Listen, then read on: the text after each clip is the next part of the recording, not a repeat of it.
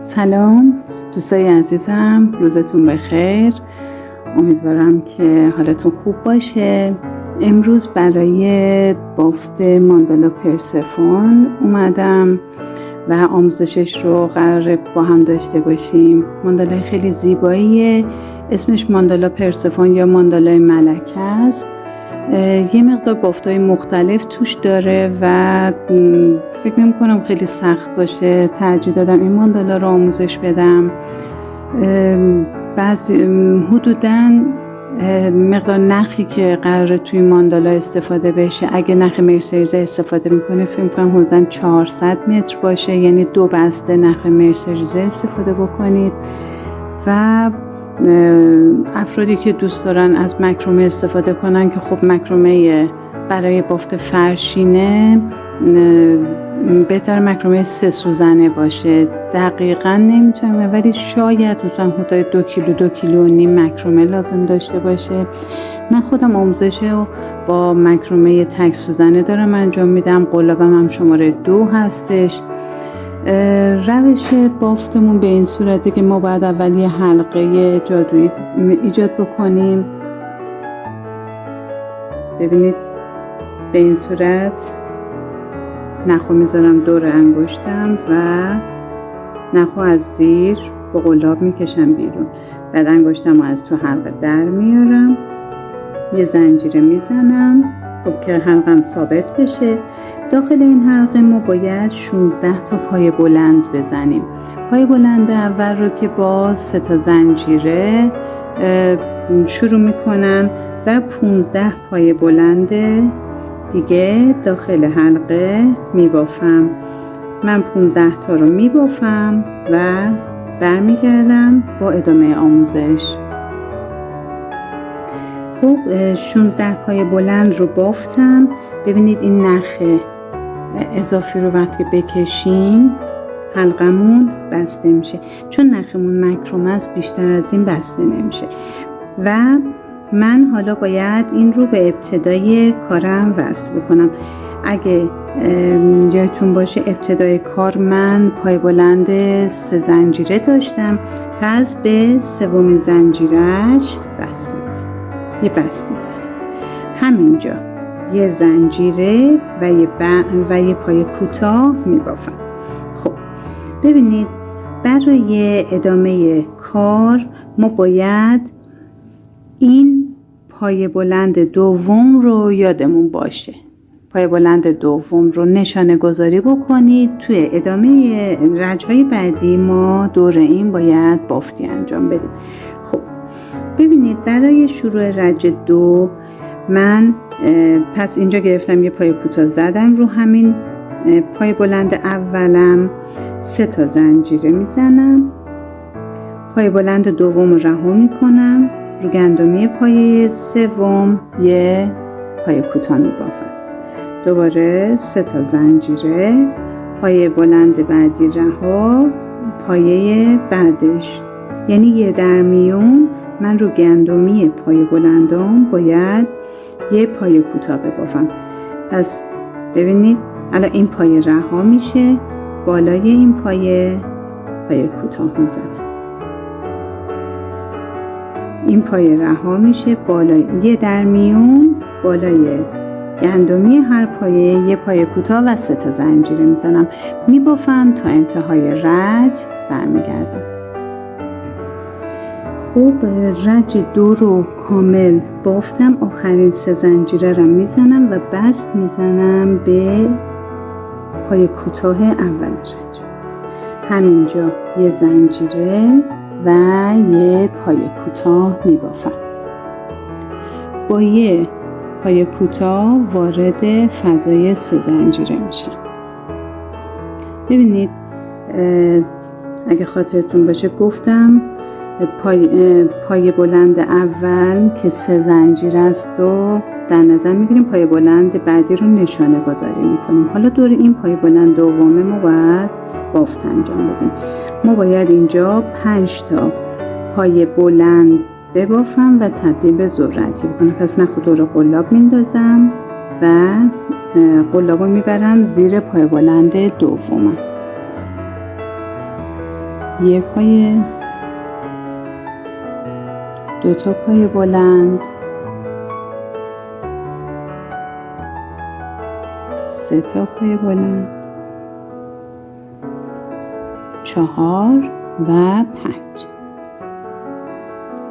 برای پای ذلتی من الان باید قلاب رو در بیارم از این حلقه و ببینید اولین پای بلند رو گندمیشو میگیرم، این نخ رو با قلاب میگیرم و میکشم داخلش. ببینید الان ذرتمون به این شکل در اومد. یه زنجیره میزنم که ذرتی جمع بمونه. داخل همون 3 زنجیره‌ای که اول پای کوتاه زدم ذرتی، داخل همون یه پای کوتاه میزنم. روی پای کوتاه بعدی یه پای کوتاه، داخل فضای 3 زنجیره بعد یه پای کوتاه و حالا دوباره باید بریم ذرتی. پس ببینید ما یه درمیون روی پایه های بلند ردیف اول باید ذرتی بزنیم. این اولین بود، دومین پای بلندمون بود که ذرتی بزدیم، سومی رو رها میکنیم، دور 4می ذرتی باید بافته بشه. پس 5 تا پای بلند باید ببافم.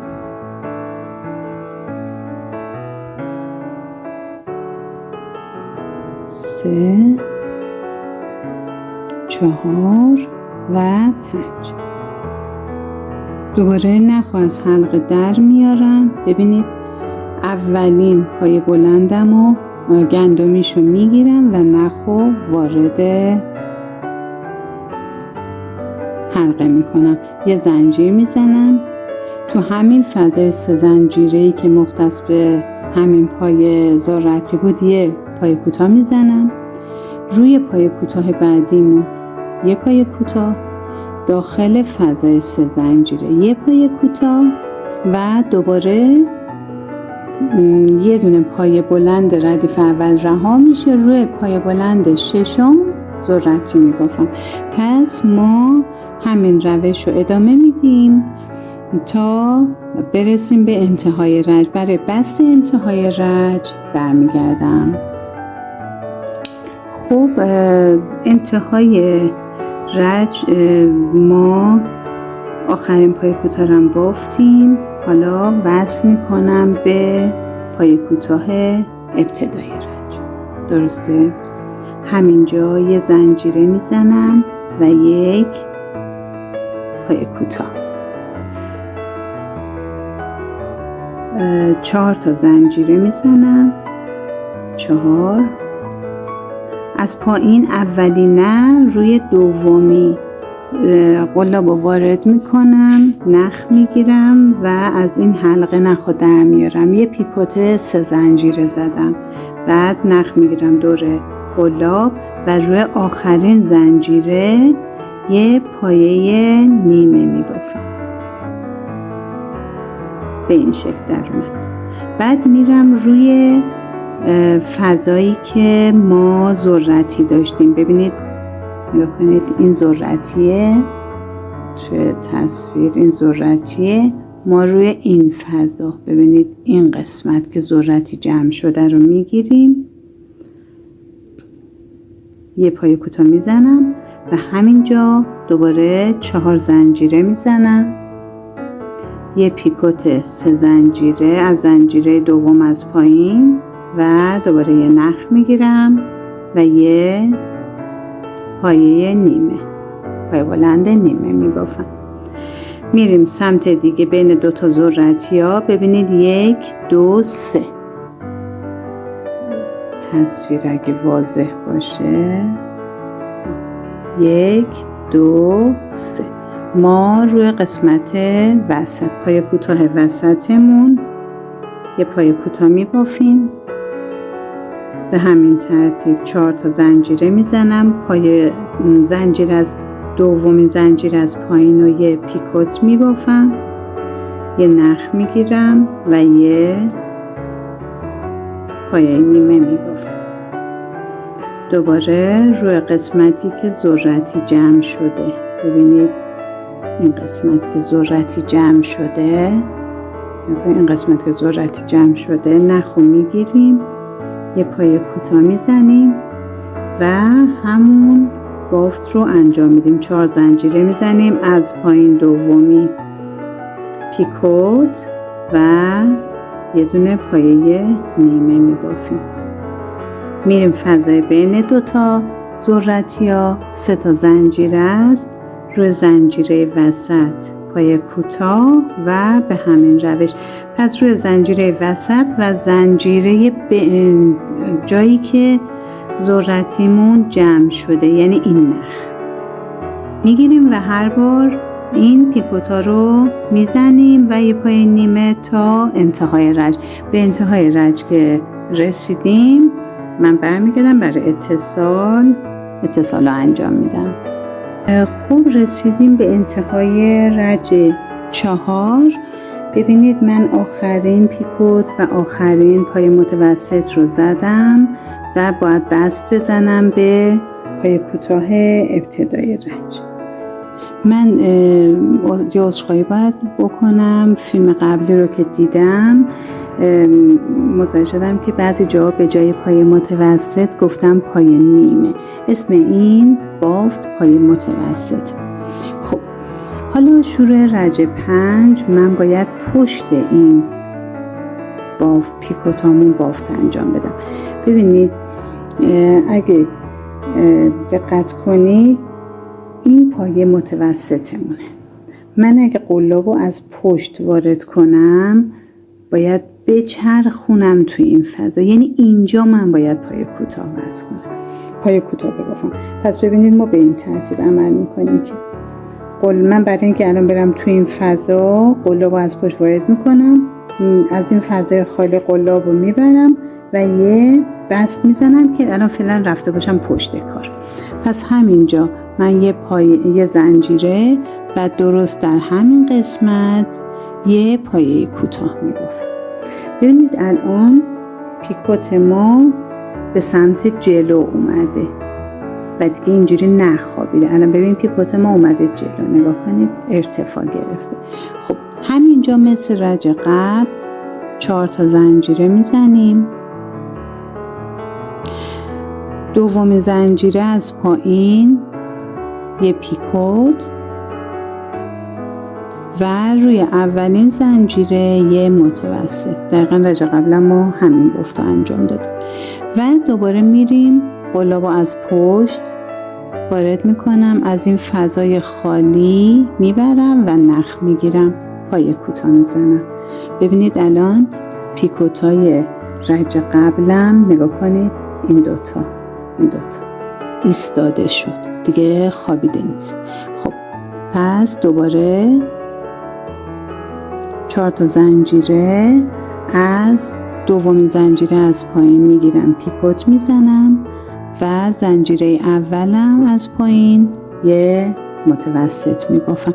به همین ترتیب ما این بافت رو انجام میدیم تا انتهای رج، که در انتهای رج هم باید اتصالمون رو روی این پایه کوتاه اولمون انجام بدیم. برای بافت رج 6 برمیگردیم. خب رسیدیم به انتهای رج 5، بست میزنم به پای کوتاه ابتدای رج. الان این ردیفم درست مثل رج 5 باید بافته بشه، یعنی من باید خودم رو با یه بست ببرم پشت اون به اصطلاح پیکوت بعدیم. پس یه بست زدم، یه زنجیره میزنم، همینجا یه پای کوتاه میزنم. تفاوتش با رج 5 اینه که اونجا من 4 تا زنجیره میزدم، اینجا 5 تا زنجیره باید بزنم.